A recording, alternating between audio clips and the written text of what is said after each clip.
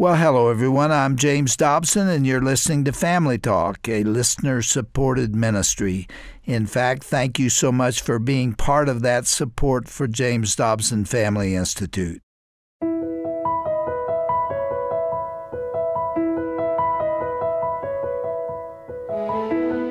Purity is one of the most difficult challenges facing the Christian man in the 21st century. You can't drive down the street or flip on the TV without averting your eyes from some form of obscenity. This highly sexualized culture has succeeded in normalizing a great deal of sexually immoral behavior. But the biggest and most destructive offender continues to be pornography. These degrading and harmful images are more accessible now than ever before, thanks to the internet and smartphones. So how can men keep from being ensnared in this deadly trap? In just a moment, Dr. Tim Clinton will sit down with popular writer and speaker Stephen Arterburn. He is the well-known co-author of the best-selling book, Every Man's Battle. Today, Steve and Dr. Clinton will discuss this popular work and address the pervasiveness of pornography. They'll also break down the addictive nature of porn and describe its detrimental effects both personally as well as relationally. Now, before we get started, I want to caution parents that the content discussed today is definitely intended for mature listeners. If there are little kids listening in right now, occupy them elsewhere and then come back to this broadcast later. With that, here now is Dr. Tim Clinton to further introduce his guest and this critically important topic.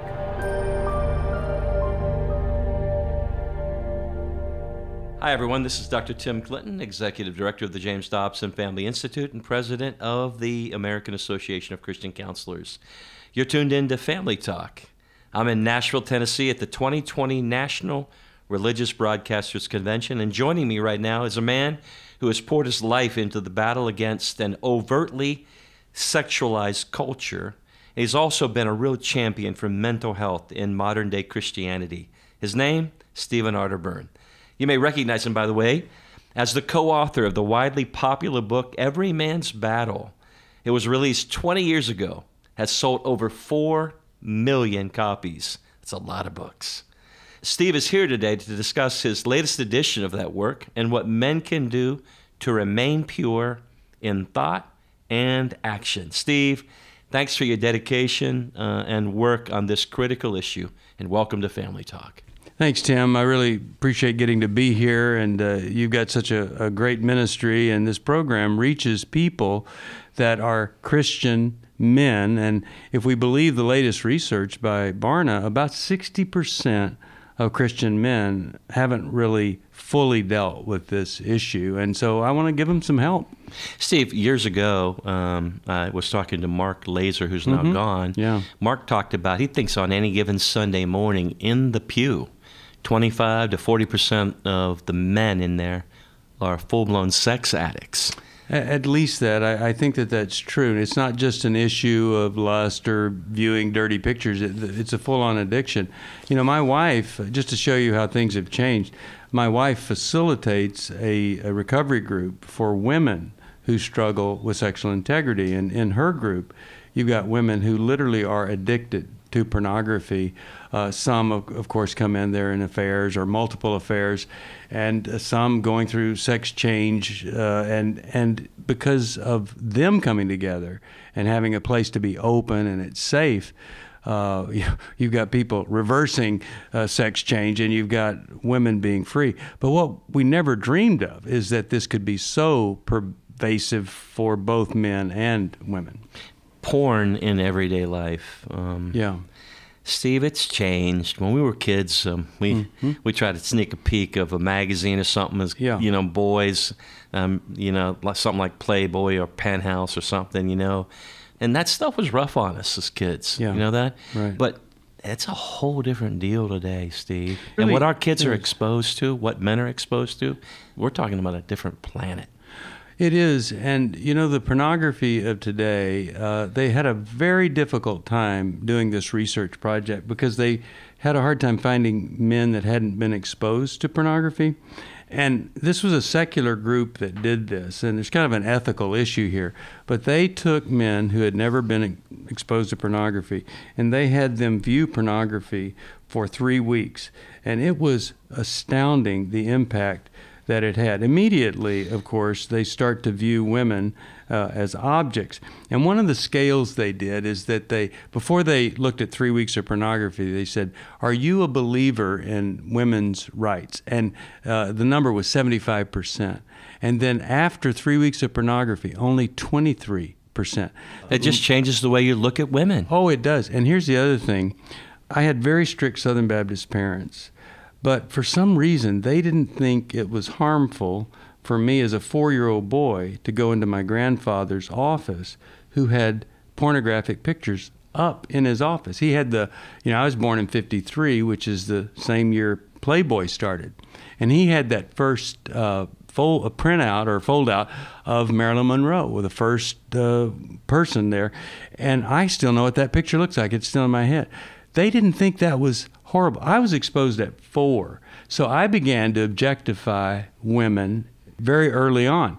All right, so when I got a girl pregnant, if you objectify women, what she has inside of her is just an object.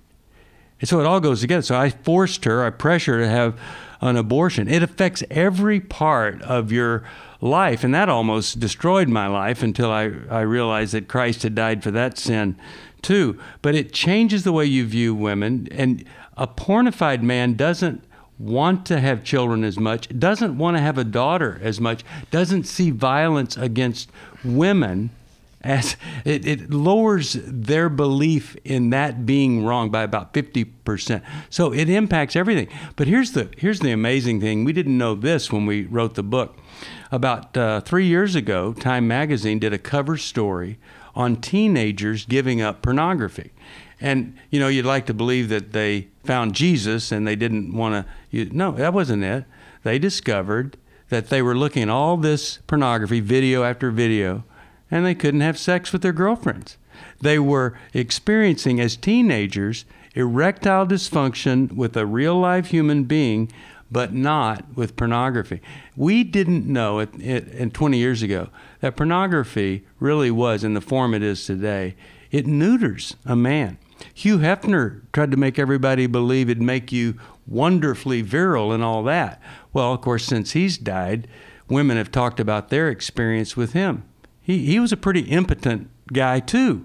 So all that we have learned, it supports this one verse, which really kind of says it all. 2 Timothy 2:22. Run from anything that stirs up youthful lust. I've heard people reference, Steve, sexual anorexia. Yeah. That as you view pornography, your desire, you're right, for the person you love, actually can begin to fade to almost obscurity.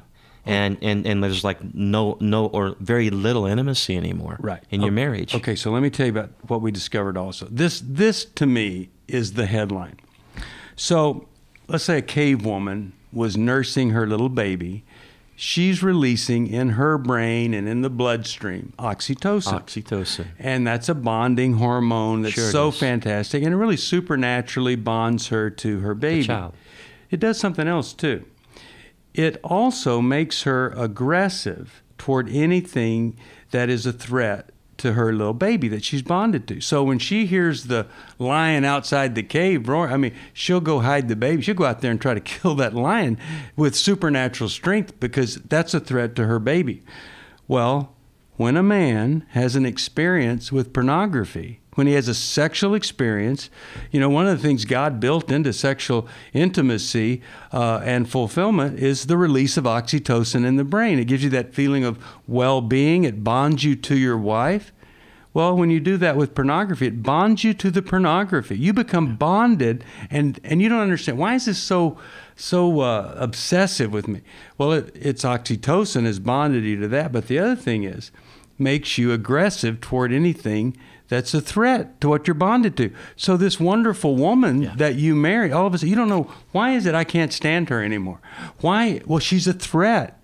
You're more bonded to the pornography than to her. When I talk to men about this, it's like a light bulb comes on and they see it changed everything. And of course, you're expecting her, if you're doing it before you're married, you're expecting she's going to fix it for you. Once you're married, I'll never do pornography Sure. again. It makes it worse because you just or Steve, some couples actually believe to add a little spice to their relationship. They're dabbling in porn, and all it's doing is it's destroying the intimacy they desire, that they're craving. To your point, just past February 14th, we did one of our marriage intensives, and we had a couple. In fact, I can talk about this because there's a documentary that's being done on it. We had cameras rolling, and these two couples in ministry, man and a woman in ministry, admitted that they were both using pornography, and they absolutely hated each other. And so they thought, hey, we're liberal, let's use this. They thought this was going to do what you said. Add a little spice to the relationship. They hate each other. Get us going again. And when you see the documentary one day, you'll see the miracle that happened with that couple. But, Wow. God is so smart. And there is this thing, this standard that the world has, kind of even in the Christian church, of, hey, let's do better, let's do well. And one of the things that I love about Fred is he's such a godly guy. And when we wrote this Fred, book, your co-author. Fred Stoker, he said, look, here's the standard. It's holiness.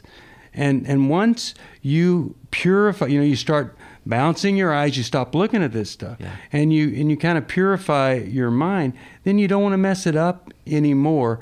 And over, I see guys that are so grateful that somebody didn't say to them, hey, you can do better than this, whatever, but said, here's our standard. Now let's get that. And then you're not going to be going for things that stir up the lust. You literally are going to say, ooh, I can't look at that. That's going to mess up my mind. Yeah. You're listening to Family Talk. I'm Dr. Tim Clinton, Executive Director of the James Dobson Family Institute. In-studio guest today, Stephen Arterburn. You know him from New Life Live. Steve has had an amazing impact in the lives of a lot of people who are wrestling with personal issues. He and Fred Stoker teamed up a while back, 20 years ago, put together an amazing piece of work that God has used all over the world. It's called Every Man's Battle, and there's a whole series of books, by the way. Yeah. But Every Man's Battle, 4+ million copies. I don't think there's a church out there that doesn't, Steve, have an Every Man's Battle group. Yeah. It's because this issue, what you did is you labeled it. You gave men an opportunity to somehow begin to fight in a meaningful way to break free. Steve, I want to talk about the transition that's come with the new updated version. Yeah. A lot of what you've been referencing so far is kind of a neurochemistry piece. Right. Over the last 20 years, we've learned a lot about how the mind, brain, and body function together. True. Can you tell us about what's really new and how you think this thing is strengthened and it's going to help a lot more men? Well, of course, you and I, we hear the term brain plasticity all the time, but a lot of people don't realize that, when the younger you use pornography, the more the brain literally does transform, and it ruts. It develops ruts. Yeah, it does. But the good news is that no matter how deep those ruts are, God has provided us with a body and a brain that can heal. And so just as the ruts can get formed, when you don't just stop pornography. Men love to hear this. I know. I say, don't just stop. It's unreal. But let's start something else. You've been looking at screens all this time. How about going from looking at pornography to maybe looking at your screen and watching some videos of beautiful scenery, reading some scripture. Let's put some good stuff in here so you're not just having this time that's not there. But here's the other thing. All this time you spent with pornography, if you will spend that time trying to develop a connection with your wife, trying to be the man to her that she was hoping you were, that's going to rewire or fill in those ruts. So I just want people to know it's never too late for you to change. You literally can be free of this. You're not, no matter how deep you've been into it, God does give us this amazing gift of healing, and it's not hopeless. Steve, what I like about the work that you've done is there's some real clinical research that's built on the authority of God's Word. You guys also, I think, Harry Schomburg years ago wrote that book, False Intimacy. Yeah. And he really believed that pornography was a false intimacy. Mm-hmm. You developed a relationship with another lover. Right. You know that? And she could be anybody in your mind's eye. Oh, by the way, that picture, because you're right, men see a picture and it locks in and it hijacks the brain, literally, is what it's doing. He believed that the only way you break free from porn is you got to learn how to do a relationship with a human being in a healthy way. Yeah. That it really is about relationship therapy here for a moment. What's your take on all that?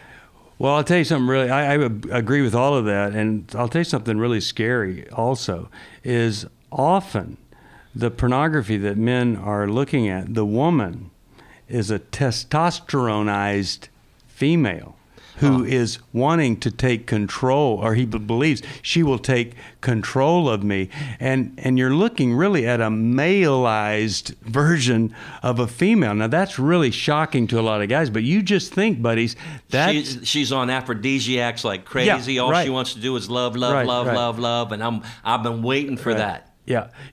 Dave Stoop and I were up in Canada, and there was this big line of people going into this building, and we said, what are you guys doing here? And they said, well, it's a wax museum that's opening up. And so we go, okay, what is the attraction of a wax museum? Why is they even exist? So we did the research, and here's the thing. We all want to be close to something that's powerful or famous or whatever, but in absence of the real thing, we will search for the perfect counterfeit and find some satisfaction in it. What works for the wax museum is the same phenomena with pornography. You find some satisfaction in it, and you miss the power and the depth of a real, live, intimate relationship with a female. My wife and I, we've gone to marriage counseling ever since we got married. We go every week. We take a dance lesson and go to marriage counseling. And I remember we went through a rough patch, and the marriage counselor said, so, Misty, how do you feel about him? She says, I feel nothing. And then she said to me, well, how do you feel about her? I said, I don't feel anything either. And she said, okay, we got something in common. Let's start there. We'll work with that. And that really began the real marriage of where we started to go to work on intimacy. And I can tell you, you can Bluetooth your wife. You can be in tune and attuned with her, but it's not easy, and it requires this mutual submission. The Bible says to submit yourselves one to another. You got to, as my wife says, us men, we've got to humble down and come and be at a level of mutual submission, and that intimacy is possible. And then pornography becomes a cheap counterfeit that you don't want any part of. Steve, I was reading a little piece that said some 40 million Americans are regularly visiting internet porn sites. Josh McDowell did a presentation at an AACC, American Association of Christian Counselors event, a couple of years ago. Fine organization, Tim. Yeah, there you go, Steve. Hey, talking about how crazy our culture is when it comes to pornography and what it's doing to our capacity for intimacy, like we've been talking. Yeah. But Steve, I don't know that maybe some of our listeners really understand the depth of depravity and insanity that's online now. And our kids are the ones who are getting exposed to it. Not many muddy men, Steve, can handle what's on the internet, yet our kids are exposed to it every day. They're up on porn sites where it's not looking at a picture anymore. This is video integration. Oh, it's horrible. It's live. Degrading it's real, of like women. you said. And the women that are showing up, they're not the girls next door. It's messing up everything going on here. And average age of first exposure, what? Down all the way 11, down to 6, 5 years of age and more.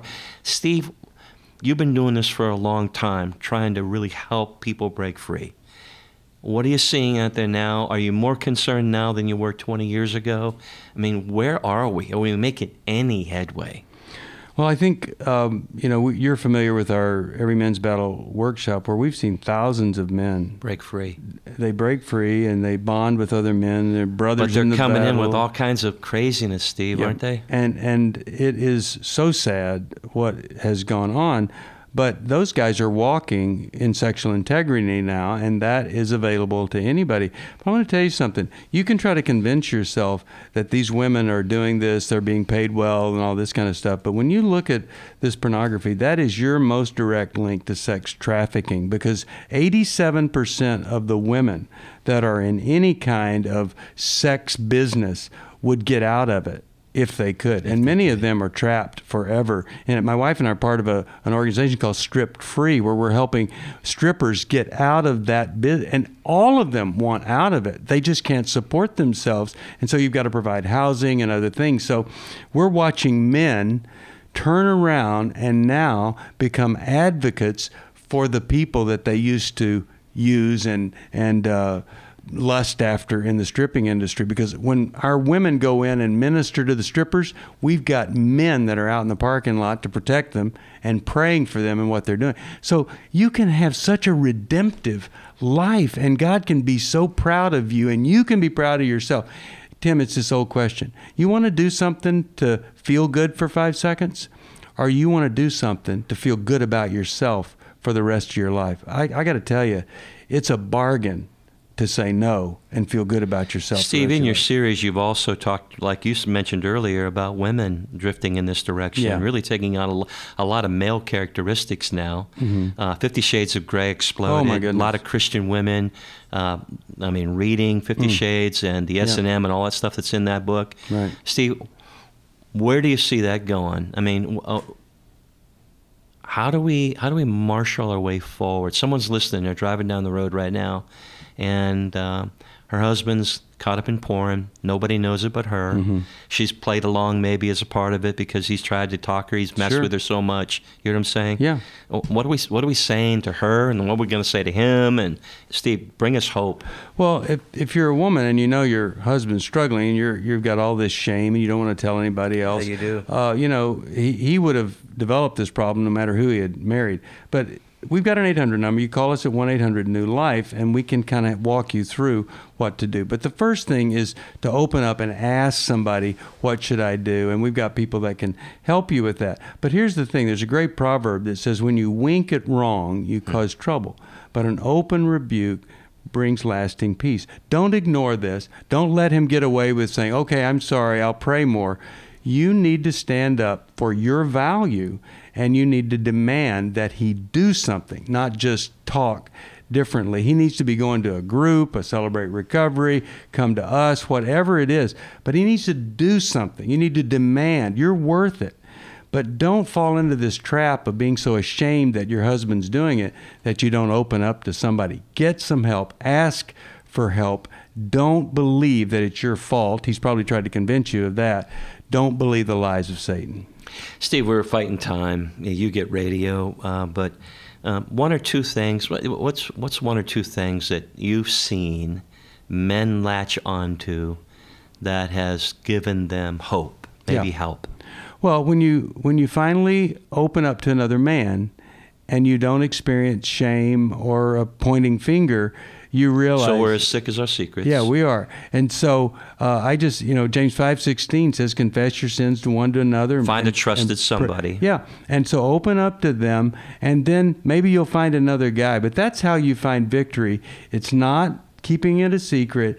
Just find a safe person that you can get with. Get the book and say, hey, you want to go through every man's battle with me, and maybe one book will become 4 or 5 guys. That's how you have hope. But it starts with this too. One of the great things about the book is bouncing the eyes, starting to starve your eyes from anything that stirs up the lust. It's really important. So you stop that, you start a connection with men, and then when you get back and you're able to open up to your wife about what you've been through, it's going to be a horrible thing for her to hear. But now you have a chance to have a real marriage and start all over. That's what I want to see guys do. It's called honesty, rigorous honesty. People want to learn more about this updated version, the ministry. Every Man's Battle. You can get it at Amazon. You can call us at 1-800-NEW-LIFE.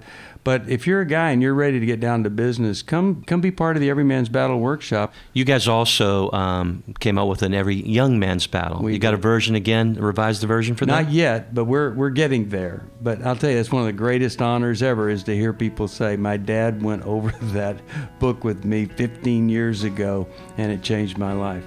Steve, thanks for all you're doing out there in the front lines, and may God help us with this massive challenge we've got in society right now, and bring us to a place where we learn to love and we're loved well.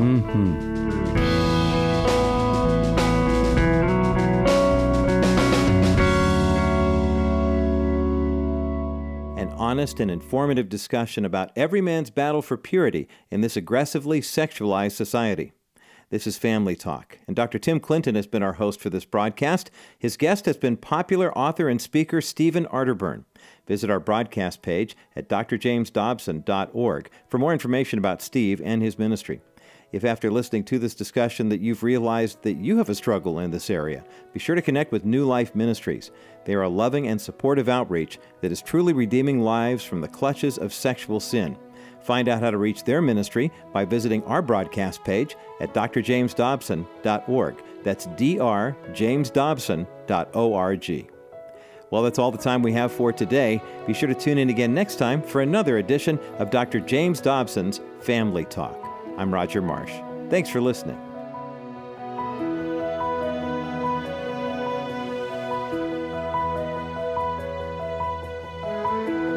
This has been a presentation of the Dr. James Dobson Family Institute.